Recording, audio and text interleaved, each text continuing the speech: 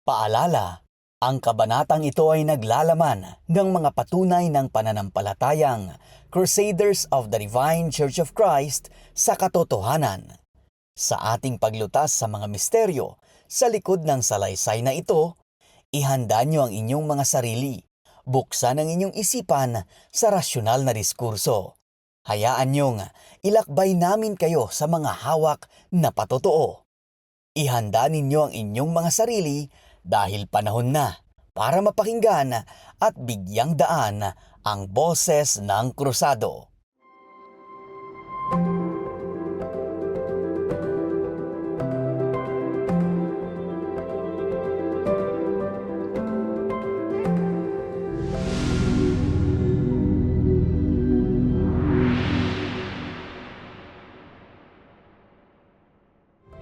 Magandang araw sa inyong lahat. Ako si Lord Bermus Felipe. Magandang buhay. Ako naman si Mark Lester Tolentino. Malugod po kaming nagpupugay at bumabati sa inyong lahat. Kasama ninyo kami sa panibagong kabanata ng CDCC Podcast, Timekti Cruzado. Bago ang lahat, aming pinupuri ang dakilang ama Monsignor Dr. Rufino S. Magliba. Gayong ding kapantay na uri ang dakilang ina ng pananampalataya Nuestra Señora Cecilia V. Magliba. Gayong ding malugod nating binabati ang punong administrador Prince Estelito V. Magliba at sa lahat ng mga tagapakinig, magandang buhay po sa inyong lahat. Sa episode na ito, tayo ay muling magpapalakas ng pananampalataya at magbibigay inspirasyon sa pamamagitan ng pagtalakay sa mga kababalaghang ipinamalas sa atin ng ating Ama, Monsignor Dr. Rufino S. Magliba. Ang ating makakapanayam ngayong araw ay isang ministro ng Archdiocese ng Nueva Vizcaya na 6 na taon na sa serbisyo. Tama! Balita ko kapatid, siya ay tinatawag na Santino roon. Correct ka dyan kapatid. Siya ay kinikilalang Santino sa probinsya ng Nueva Vizcaya dahil sa rami na niyang naipakitang kababalaghan sa pangalan ng ating kinikilalang Panginoon Ama RSM. Tulad ng paggamot ng may mga sakit, pagpapagaling ng mga kagat ng aso at ahas, at maging ang pagbuhay ng patay. Siya ay kasalukuyang nakatira sa Alindayo, Almaguer North, Bambang, Nueva Vizcaya at kasalukuyang destino sa Alindayo Chapter. Ating batiin, Reverend Minister Jerry Garlitos. Nagyamanak apo, tiyado, ken stamo tama nga kablawang ka, iti na santo na bigat mo, graman, ti ina, ti pamati, iso ni ina, Nuestra Señora, Cecilia Villa Magliba, ken ti prinsipi tayo nga administrador, Dr. Estrelito B. Magliba, ti na santo na bigat da, awan malabasan. Kinti ama ti probinsya tayo, Nueva Vizcaya, kani Monsignor Edmir Kapirma, kinaming kaparihan, kinaming kakadwa tayo tatapo dito'y San Fabian, Pangasinan, nasantuan ng bagang orasyo amin ngawan iti malabasan. Siyak apo ni Reverend Minister Jerry Garlitos, at daan ti taon na nga 55. Ang aking asawa ay si Marlene Garlitos at may 2 anak, isang lalaki at isang babae. Nalulugod ko ang inyong paanyaya, nais kong ipamahagi ang mga kakababalaghan na aking nasaksihan at naranasan sa ating ama, Monsignor Dr. Rufino S. Magliba. At narito naman ang kasalukuyang OIC Arsobispo ng Nueva Vizcaya upang magbigay ng karunungan at magbigay ng aral patungkol sa ating Ama.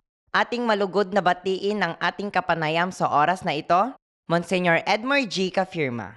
Maraming salamat Apo at ating pinupuri at pinasasalamatan ang Diyos na buhay, Monsignor Dr. Rufino S. Magliba. Gayon din sa kapantay na uri ng ating ina, Nuestra Señora Cecilia Villena Magliba, at sa ating pong overall administrador, Prince Dr. Estrelito V. Magliba. Ating binabati rin lahat ng ating mga tagapakinig sa araw na ito. Ako'y nagpapasalamat sa inyong paanyaya at pagtanggap sa akin bilang tagapamahagi ng aral at karunungan patungkol sa ating Ama. Ako nga po pala si Monsignor Edmer G. Kafirma. Maraming salamat, Apo. Kapatid na Lester, talaga namang nakakapanabik ang episode na ito sapagkat ating matutunghayan ang pagbibigay inspirasyon at pagpapamalas ng kapangyarihan ng ating Ama. Oo nga kapatid, kaya't wag na natin patagalin pa ang kabanatang ito ng ating podcast. Ito ang CDCC Podcast Timek T. Cruzado. Ministro Garlitos, ano po ba ang inyong mga nasaksihan sa ating Ama? Ako ay kasto gabi na po tinapasama kiti nga napanaknakak kinapulakay. Tigtawunak pa lang tipito, naggapo kami jay Barangay Victoria San Mateo Isabela. May kami ito po, Christmas, kada kadyante, may kada na magayong magkakadwami. Ado kami di po, may isa kami ang kargatibas, nga basik. Tata, hindi naibos di tanong may, pandak imbawn na kami nga pagsa doon. Ti tanong, doon nga galong dayta nga pabibit na kanya kapan sa doon di baba. Ang sakbay nga panak di baba, ngagsa daw, tinanawak ko muna di gripo. Pagsa doon may. Kaawa dadyay, kikitaak. Pinto na bumaba akon. Panagsa daw, diyan mabiro kon di pagsaduan, nga gripo. Agsublak man di nga taon. Tuno ka bumabak tumanan tatanawa man ang sublak man di babaan. Nabintalo nga nagsubli-sublak nga baba pa nga to, awa diyan mabiro kan di gripo. So diyan nakapagsawag ti dakes. Kita tadi muli akon, mapanak diay turpluran, dadye mo't na Dr. Sirisalan nga nakatakder. Kita kin Dr. Sirisal, kulot, ibuk na. Maganda nga na apo lakay na apo Dr. Sirisal mo ito na. Di ko nagsakit siyang kaon, di yayain.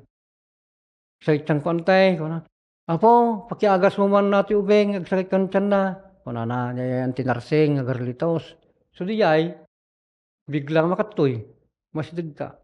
Tinupra na di mo na, niya personality yung tiyang ko, sana nagaman julok. Naimbag nga sigod. Napi nga inimbaga mutan ko di kita ko na ini apula kay mutan sa bali mut langanan. Di jay nga napanaknakak nga napula kay han nga tao nga bareng-bareng. No di kay Diyos gaya nga manakabalin namin. Gaya po ng inyong nabanggit, Apo, sadyang napaka-misteryoso ng ating Ama sapagkat ang mga kababalaghang ito ay hindi kayang gawin ng kahit sinong tao kundi tanging ang Panginoon lamang. Oo nga mga kapatid, bakit walang may paglilihim kay Ama RSM? At nagagawa niyang pabago-bago ang kanyang mukha sa paningin ng tao. Ito ang patutuo ng banal na Biblia. Sa Aklat ng Juan, Kabanata 4, sa talata 48. Sinabi nga sa kanya ni Jesus, malibang kayo'y mga kakita ng mga tanda at mga kababalaghan, ay hindi kayo magsisipaniwala sa anumang paraan. Kaya dapat tayo manalig kay Ama RSM dahil walang may paglilihim sa Kanya na siyang tanda ng karunungan ng Diyos at ang mga kababalaghang maaaring paiba-iba ang Kanyang mukha na siya namang patunay ng kapangyarihan ng Panginoon na yan ay pinapatunayan ni Ministro Garlitos. Maraming salamat, Apo. Talaga nga namang walang kapantay ang karunungan at kapangyarihan ng ating Diyos Ama RSM. Apo Garlitos, nasabi niyo po kanina na maraming beses kayong nakasaksi ng kababalaghan ni Apo Lakay. Maari po bang ikwento niyo pa ang inyong mga nasaksihan sa amin? Wala po. Kastem deta po, di mapang kami sa bila pang kami nakigapas kami neta, di Marso. Ket tira na nga agkun mangun sagrar na pula ka jay simbahan tayo jay pinto po chay pugaw. Tata, kaputa nadamag bing mapanjin na pula kayo na pang kami mo tipit sa 7, 8 di 1996. At damot dati kabsat ni Nangkong agar aram binti pagkota na balo nga ron. Kuna na. Awan lagat dati nga tao no medyo balay kayo nagsarsarak kami. Di ba't chinak nga may panggap pinapula kay. Kuna na. Apigay yung mamatpati kay lawan na ginapuruping sa tao lang data ko na. Ay maday kuna man nakabalin na pula kay kuna kanya na. May isa nga man nakabalin. Han nga tao na ta kuna kanya na. Diyos Espiritu Santo. Isuna. Gadula amin. Kunanan, basta nakainom kami kay dabdibat yun na ganyan. Tatta, napang kami ti 7, bigat, mangon sagrar na pulagan. Isimbahan kan kumbento. Ano po ang nangyari doon, Apo? Ket itatta, di nakatuwa kami di padiran na pa. Umayon na pulakay. Di bumatog kami bumatog diyan min na pulakayan. Ngimataw, isunan, madigdiso ti dagan. Kumagmag na sagay sa askaw na kamkamatan mo ti papadi ka daw bispo hanta pa'y maabutan nain. Ijay nga nagtaka na Regino Gabriel na angkel ko. Ako na, nikasam na pula ka na madi magdison na Nay, paisugay man ako, man nakabalinggam na puruping ko na. So nga, bigat, agkursado akon. Dahil diya po timbaga na. Ministro, ano po ba ang relihiyon ng iyong tsuhin at palagi kayong dinedebate patungkol kay Apo Lakay? May sagamin da ito ya po nga iglesia ni Cristo, iglesia ni Manalo. Kaya ito gamin, basta na makainuman, kagsarak kami. Medyo balay. Dibdibat kin na nga kang kanayin na po lakay tayo. So nga rin ti may nga koti iglesia. Kaanib ti iglesia po ni Manalo. So dahita, siguro, yung pamatmatmut na po lakay ti panakabalin na tapno, maawis si Sona, may parang-arang namut kadagay kapamatya ng iglesia ni Cristo. So dahita po. Tunay nga Apo na ang ating Ama ay makapangyarihan. Sinong nilalang ang kayang lumakad sa ere na walang kahit anong gamit? Ang sagot dito ay tanging Panginoong Diyos lamang. Marami na ring tandang ipinakita sa atin ni Ama RSM sa pamamagitan ng kanyang kapangyarihan tulad ng pagbunot ng ngipin gamit lamang ang kanyang mga kamay, pagpapagaling sa mga may sakit, at maging pagbuhay sa mga patay. Kapatid na Bermos, talaga nga namang napakagaling ng ating Ama. Siya ngang tunay, kapatid na Lester. Ating mababasa ito sa aklat ng Works and Wonders Volume 1 and 2. Ano po ang masasabi nyo rito, Apo Kafirma? Talaga namang kamangha-mangha ang makita mong lumalakad at hindi sumasayad sa lupa ang mga paa ni Ama RSM. Ito ay kaugnay sa mababasa sa aklat ng mga taga-Korinto sa Kabanata 2 sa talata 5. Upang ang inyong pananampalataya ay huwag masalig sa karunungan ng tao, kundi sa kapangyarihan ng Diyos. Hindi pangkaraniwan ang ipinamalas ni Ama RSM na lumalakad sa ere na siyang nasaksihan ni Ministro Garlitos at ang kanyang tiyuhin. Kung kaya, dapat nating paniwalaan si Ama RSM sapagkat siya ay tunay na makapangyarihan. Katulad ng nabanggit sa Biblia, magsipaniwala tayo hindi sa karunungan ng tao, kundi sa kapangyarihan ng Diyos. Siya ngang tunay, Apo. Magsisampalataya tayo kay Ama RSM sapagkat siya lamang ang makapangyarihang Diyos. Tama ka dyan, kapatid na Lester. Ministro Garlitos, ano po ang inyong mga nasaksihan? Sa inyong pamilya po ba, mayroon po ba kayong nasaksihan na ginawa ni Ama RSM na siyang mas lalong nagpatibay pa po sa inyong pananampalataya sa Kanya? Ay, adda po. At ipay barok karot ti Mesa, ngamang panagnak ta kinapudno na. December 16 o 17 hindi nagkasakit. Kit Intermediate Hospital ta ate. Dardaring yung naglibidlat ta jagong na, ti manungal daw di balay main. Tata, gaputan na kursyawan. Madanagang kami ta temuk matayan kuna na pambayaw ko. Di pa nyo di padoktoran manong ta delikado ni pandungan kuna sabi ni bayaw ko. Nya pamilya po di January. Jagkamali January po raja 2007. Jay hospital ti Bambang, magsisay Bambang Hospital. Sa nga pulungal daw na jayan, 5 nga bagmutan tinisaksak may. Madimot tatang agsardang jay pa nagbliblig jagong na. Kuna na di doktor nga ni tagayo na. Apay nga taading ni transport tayo di bayambungan ka. Idimpay ko may baga, doktoran yung magayam kaya. Apay nga orin ipapapilit yung lata, manungal daw midto yan. Kuna 20 dis midto yan. Siguro ading ilipat na kayo jay veterans. Napanggami ya po jay veterans, bayambong provincial hospital. Tata, dijay na sinaksakan naman ti 5 nga bagan. Madilat tagsar niya pa nagblilidya kung na. Kaya, nag-urnong dami nga to doktoran. Di sango may. Awan ading na Nakaro ti sakit tanak mo ko nana. Ampaya doktor, akseptarin yun, blood cancer ti sakit na ko nana. Oho, yak mamatay ko nak. Ama, duduwa ti anak ko, ngaliwliwak intod mo, alam pa di may sagasam ako ma, kunak, kanyina pulakay. Tatay, di kami sangon, nagji do doktor, nakisangon na kanya kung nastan. At bigla nga babae, nga pan nakilaw, kiting nga ta. Nagbasit, nga nagatidagbok na nga nagbanglo. Sobra ti banglo na, awan, ti kaparehas ti may kami na banglo na. Nung kasano, di kinabanglo na pulay, kas Jim at Jimay, apo. At ako na, apo, di tinagilasinak nga talaga nga sugo atuin ko na. Apo, pisilem day tagong tanak mo, tapagang siyam tinapigsa, aglak day ta, nagdardaring mo na. Nangagmaw, yung baga na po na eh. Pinisil ko nga siya, nagangas tinagpigsa, naglak, di pa nagdaring mo na, nagsardeng di pa nagblilid tagong nan. Naimbaga na po, bigat, mayatan, magbagnan, gayayayam di baban. Ni, ay naipasinti nga, kung nagito doktor ko, di baban na doktora, bagay mo kansaran might, kunak. Amuyo timbaga na pula kay, asma lang ka mo kan urine infection. Hala, ading, pasensya na, kung na nagtagayunan ni doktora. Di jay, bagam tungar na makalasat ata na mamuamimot. Ako yung bagbagan, tatad kita yung ibaga akon. So nga, dagita ka na bibisya yung doktor, nagkamali da di findings na di barok. No, hangan na pula kay, natayan dyan ako nga diyay. So nga, nagdakkel tiyam yaman ko na pula kay, dati sugo na nga inyo may na diyay. So di babae nga panpanaganan tayo, tiyong tiyamok iso na po Santa Fe diyay. Nagbanglo ako, na idumduma nga pan nakabalin tinyo may na diyay. Nagadungo do doktor, nagsusubla na. Pulos, handa nga amo, sakit na. So nga na po lagay, man nakabalinhan nga tao, no, di kat Diyos at si bibiyag nga may mga isalakan, kataga di mamatiking pala.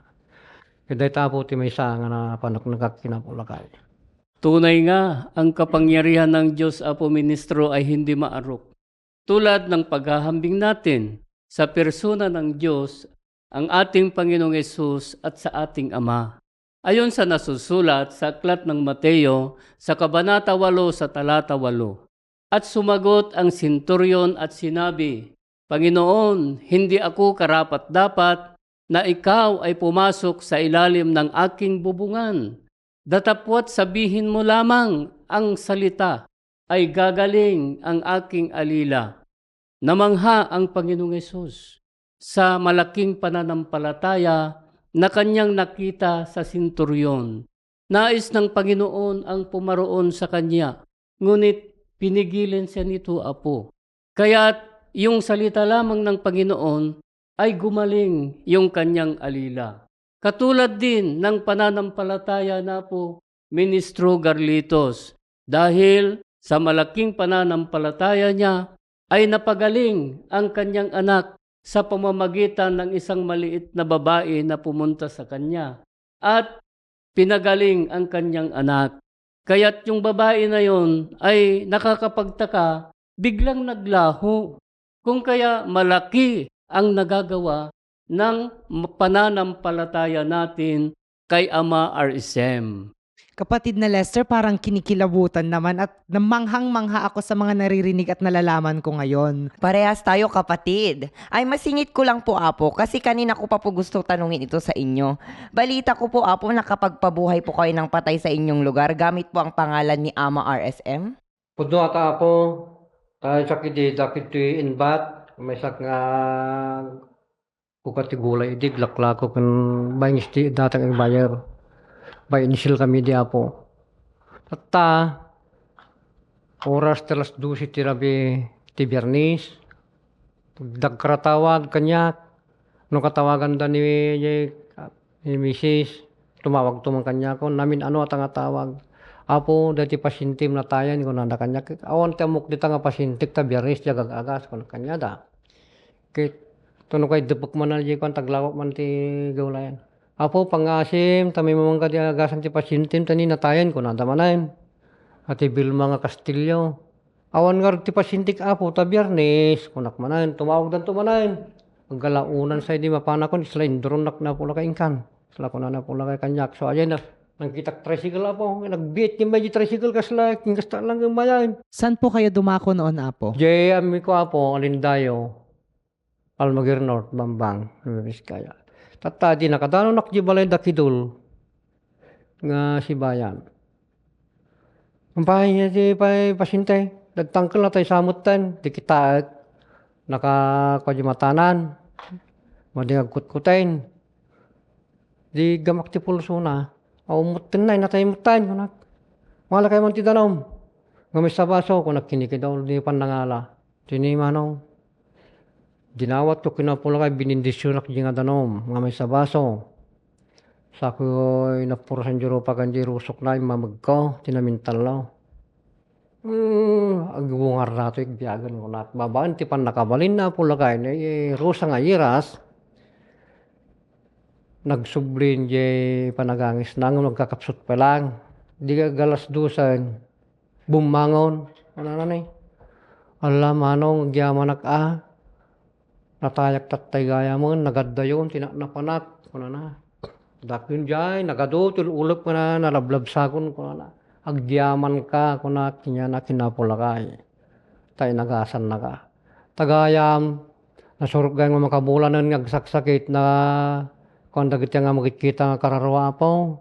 At dagayam tina kung na ti babuyan da. Pagtataranan da di pigiri jay. So jay. Nagsiyat apo. Tayo nawagak. Tinagan na pula kay nagasan na. Matanong ko lang Apo, miyembro po ba ng ating pananampalataya si Rosa Airas? Madipay apo dyan. Madipay nagmimbro dito ita. Kuna na.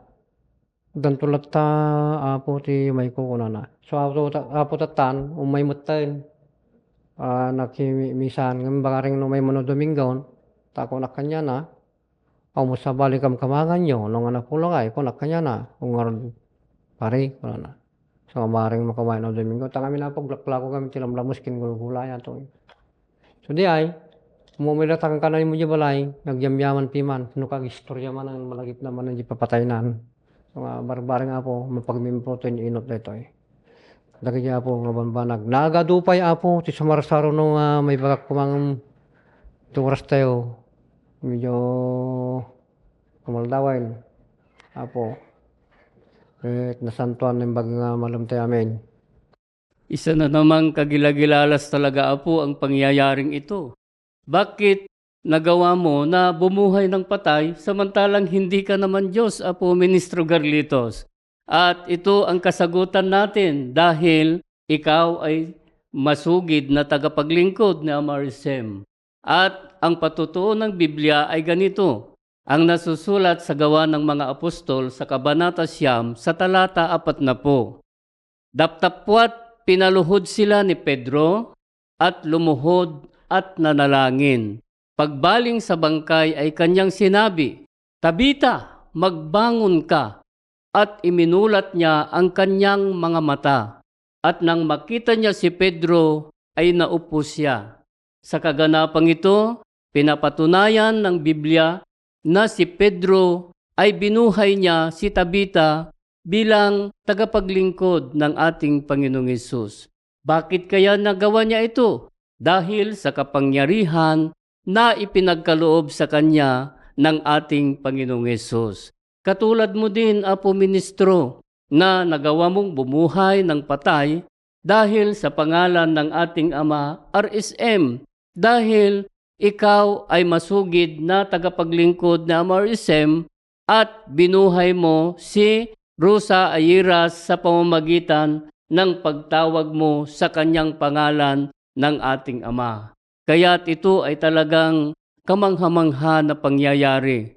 Ngunit ito ay posible sa atin dahil sa kapangyarihan ng ating Ama. Kaya't ito yung testimonya ng ating Ama, Monsignor Dr. Rufenus Magliba, na mababasa po natin sa aklat na pahina 3 sa talata 2 hanggang 3. Ako ang anak ng tao, ang sinugo ng Diyos na magbibigay ng buhay na walang hanggan sa lahat ng nananampalataya at sumusunod sa akin. Ako ang Espiritu Santo, ang Diyos na buhay, na naparito upang iligtas ang sanlibutan, hindi upang hatulan ang sanlibutan.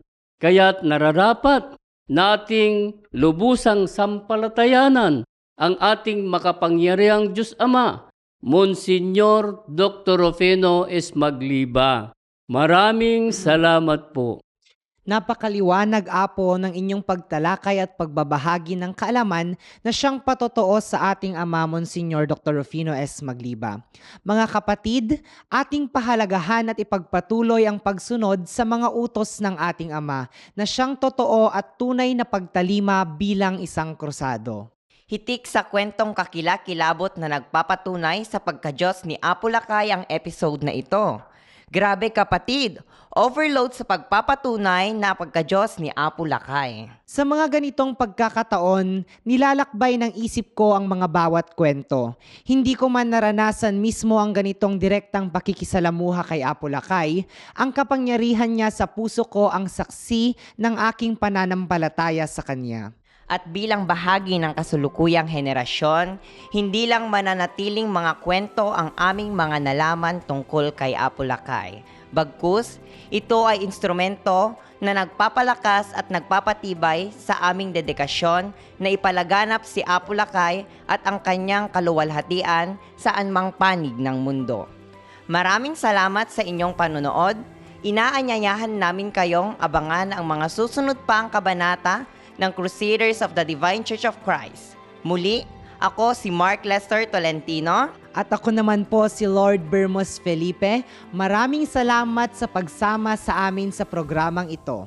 Ito ang CDCC Podcast, Timek Ti Cruzado. Buhay ti Cruzado, Apo! Bye!